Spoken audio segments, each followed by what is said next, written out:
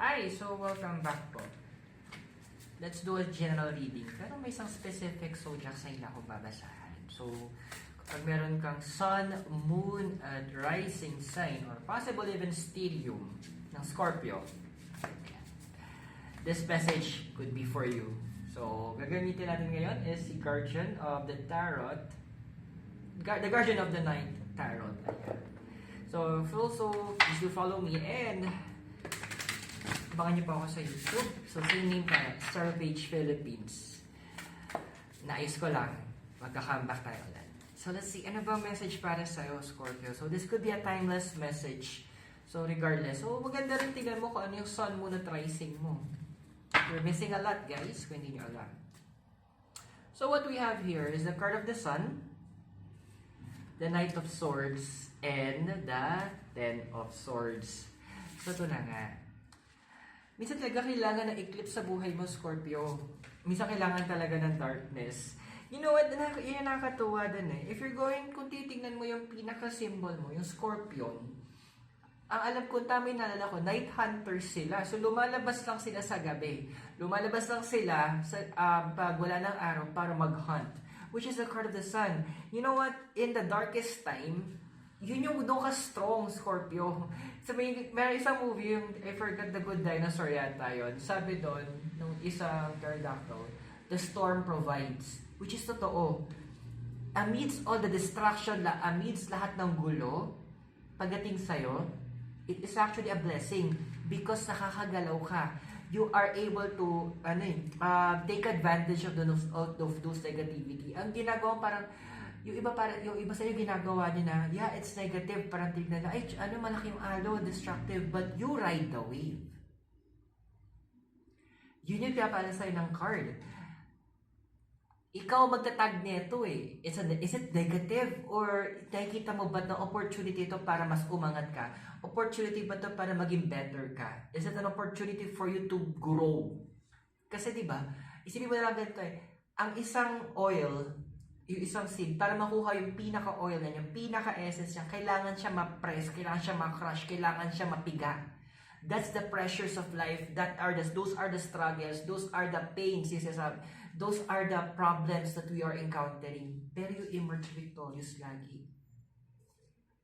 Now, with the Knight of Swords, kasi ito yung moment eh, yung mga pininiwalaan mo dati na akala mo tama, akala mo ito yung totoo, akala mo dapat ito yung sinusundan mo. Dude, it's time for you to re-evaluate. Pwedeng naging effective yung paniniwala mong yan.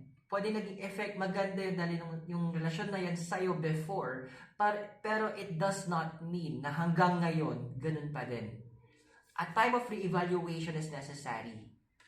A time for you to examine, to mirror. Andun yung moment na kailangan mo mag-hiatus, yung tipo magpahinga, magtago ka muna for the meantime, or kung gusto mo magbakasyon, umalis, be alone. There's no problem.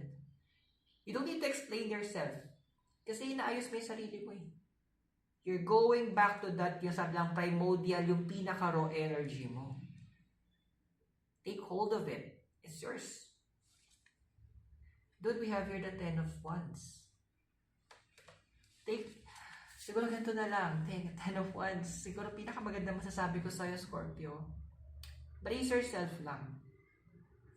A lot of changes will be happening very, very soon. Mabilis. Iko-questionin mo din. Ang dami yung magko-question ka. Nasa right path pa ba ako? Ito ba dapat yung ginagawa ko? Ito ba dapat yung sundan ko? Dude, pag wala sinabi sa'yo ang universe, huwag kang umalis, huwag kang aalis. Stay where you are. This is the moment that the universe wants to remind you. In the darkness, huwag mo munang panghawakan yung nakikita mo.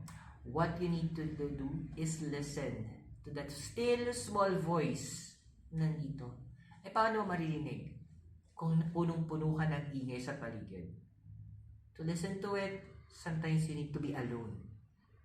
You need to be with Mother Nature. You need to be by yourself para makuha mo, marinig mo, at mas maintindihan mo ano yung next direction mo. Don't rush. Hindi tayo nagmamadali. This is not a race, Scorpio. This is a moment kung saan magkakaroon talaga ng mega shiftings talaga sa'yo. And you'll be surprised. Next thing you know, nagpo-flow ka na naman sa bagong trend ng universe para sa'yo. Bringing you closer to the best version of who you are. So I hope nakatulong yung readings sa'yo. At tandaan yung readings. They are for guidance purposes. Use your free will wisely.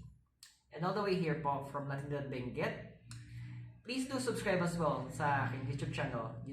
It's the same name, Tar Page Philippines. I'll see you soon and you take care. Bye!